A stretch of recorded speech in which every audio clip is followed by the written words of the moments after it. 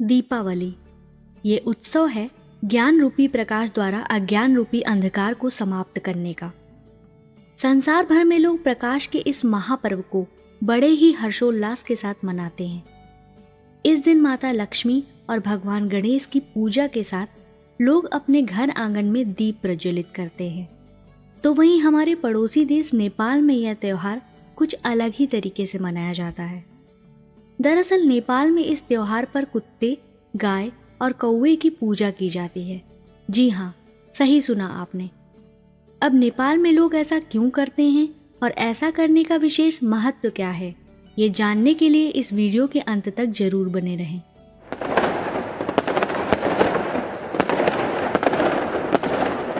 तिहार, स्वाति, यम पंचक आदि नामों से जाना जाने वाला प्रकाश का यह महापर्व नेपाल में दशहरे के बाद दूसरा सबसे ज्यादा मनाया जाने वाला त्योहार है। इस त्योहार में लोग न केवल देवताओं का बल्कि उन जानवरों और पक्षियों का भी जश्न मनाते हैं जिनका उनसे गहरा रिश्ता होता है। भले ही इसे अलग अलग जगहों पर अलग अलग नामों से जाना जाता है, लेकिन त्योहार की आत्मा एक ही है। नेपाल में सदियों पुराने रीति रिवाजों और उनका असर तिहार त्योहार के दौरान देखने को मिलता है, जो स्थानीय लोगों का सबसे ज्यादा प्रशिक्षित और लोकप्रिय उत्सव है। भारत की तरह नेपाल में भी यह उत्सव हर साल कार्तिक कृष्ण पक्ष की त्रयोदशी तिथि से शुरू होकर 5 दिवसीय मनाया जाता है। तो आइए जानते हैं तिहार के इन 5 दिनों के बारे में। तिहार के पहले दिन को काग तिहार कहा जाता है। माना जाता है कि कौवे मृत्यु के देवता यम के दूत हैं और यम का संदेश लेकर आते हैं, इसलिए इस दिन उन्हें प्रसाद चढ़ाकर उनकी पूजा की जाती है। कौवों को खाना खिलाकर उन्हें खुश करने और आने वाले साल के लिए मृत्यु व शोक को दूर करने की उम्मीद करते हैं। तो वहीं भारत में यह दिन धनतेरस के रूप में मनाया जाता है, जिसे धन त्रयोदशी और धन्वंतरी जयंती के नाम से जाना जाता है। इस दिन चिकित्सा के देवता धन्वंतरी की पूजा की जाती है। साथ ही आभूषण और बर्तन खरीदने की परंपरा है। तिहार का दूसरा दिन कुत्तों का दिन होता है। इस दिन नेपाली लोग कुत्तों का सम्मान करते हैं और उन्हें धन्यवाद देते हैं। माना जाता है कि वे दिवंगत आत्माओं की स्वर्ग तक सुरक्षित यात्रा सुनिश्चित करते हैं। इस दिन सभी कुत्तों को, चाहे वे पालतू हों या आवारा, उनके माथे पर टीका लगाकर और गले में गेंदे की माला पहनाकर उनकी पूजा की जाती है। यह दिन इंसान व कुत्ते के बीच खास रिश्ते को बताता है। कुत्ते मृत्यु के देवता यमराज के द्वारपाल होने की महत्वपूर्ण भूमिका निभाते हैं। ऐसा कहा जाता है कि कुत्ते मृत लोगों की आत्माओं को मृत्यु की नदी के पार ले जाते हैं। तो वहीं भारत में यह दिन नरक चतुर्दशी के रूप में मनाया जाता है।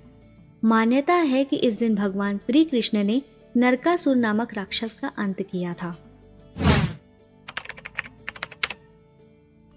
तिहार के तीसरे दिन की सुबह को गाय तिहार कहा जाता है। इस दिन नेपाली लोग गाय की पूजा करते हैं और उनकी पूंछ में पवित्र धागे बांधते हैं। सनातन धर्म में गाय को पवित्र माना गया है। वे मातृत्व और धन का प्रतीक है। सूरज ढलने के साथ लोग अपने घर आंगन में दिए जलाते हैं, रंगोली बनाते हैं और माँ लक्ष्मी की पूजा करते हैं। बच्चे समूह बनाकर पड़ोसियों से मिलने जाते हैं और बड़ों का आशीर्वाद लेने के लिए पारंपरिक भैलो गीत गाते हैं।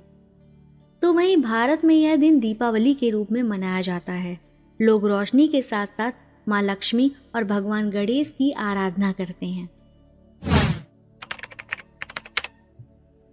तिहार उत्सव के इस दिन लोग अपनी सांस्कृतिक पृष्ठभूमि के आधार पर अलग अलग चीजों का सम्मान करते हैं।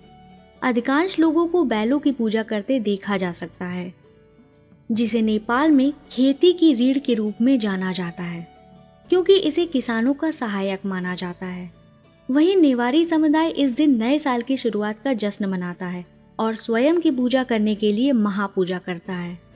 यह एक अनूठी परंपरा है जिसमें मनुष्य अपने भीतर की आत्मा की पूजा करता है। कुछ लोग इस दिन गोवर्धन पूजा करते हैं, जो पवित्र गोवर्धन पर्वत का प्रतीक है। सनातन धर्म के अनुसार इस दिन भगवान श्री कृष्ण ने गोकुल वासियों को भगवान इंद्र के प्रकोप से बचाने के लिए गोवर्धन पर्वत को अपनी छोटी उंगली पर उठाया था। तभी से यह दिवस गोवर्धन पूजा के रूप में मनाया जाता है और गाय के गोबर के ढेर को पर्वत का प्रतिनिधि मानकर उसकी पूजा की जाती है। भारत में भी इस दिन गोवर्धन पूजा होती है। भारत के साथ नेपाल में भी यह दिन भाई टीका के रूप में मनाया जाता है।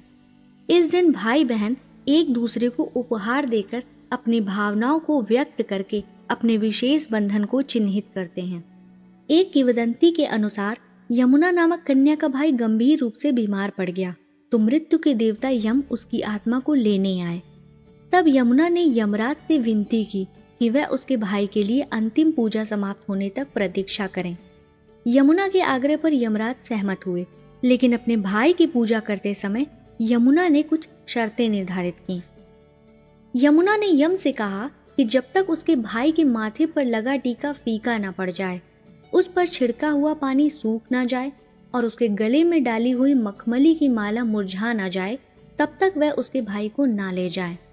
यमुना के कथन अनुसार हर साल यमराज अपने दूतों को मखमली फूलों का निरीक्षण करने के लिए भेजते थे, लेकिन फूल मुरझाते ही नहीं। इसलिए यमराज ने यमुना के भाई को एक लंबा स्वस्थ जीवन दिया। इस कारण तिहार पर्व के 5वें दिन बहनें अपने भाइयों के चारों ओर पवित्र जल व तेल का सुरक्षा कवच बनाकर टीका करती हैं और मखमली के फूल की माला पहनाती हैं। इस त्योहार के बारे में एक दूसरी कथा भी जुड़ी हुई है, जिसमें बताया गया है कि यमराज और यमुना भाई बहन हैं। यम मृत्यु के देवता के रूप में सदैव व्यस्त रहते थे, इसलिए यमुना से मिल ही नहीं पाते थे। एक बार यमुना का यम से मिलने का बड़ा मन किया, इसलिए यमुना ने यम को एक संदेश भेजने के लिए एक कौवा, एक कुत्ते और गाय का प्रयोग किया और कहा कि वह उनसे मिलना चाहती है। लेकिन कार्य में व्यस्त होने के कारण यम अपनी बहन से मिल ही नहीं सके। इसलिए 5वें दिन यमुना खुद यम के पास गई और उनके माथे पर टीका लगाया। तभी से यह त्योहार यम पंचक के रूप में मनाया जाता है। वाकई में यह त्योहार अद्वितीय है, क्योंकि इसमें कौवे, कुत्ते, गाय और बैल जैसे प्रार्थना करने वाले जानवर शामिल हैं, जो प्यार और सद्भावना के बंधन को मजबूत करता है। 5 दिनों तक मनाया जाने वाला यह त्योहार लोगों के दिलों में विशेष स्थान रखता है। कोई भी उत्सव सेवा भावना के बिना अधूरा है।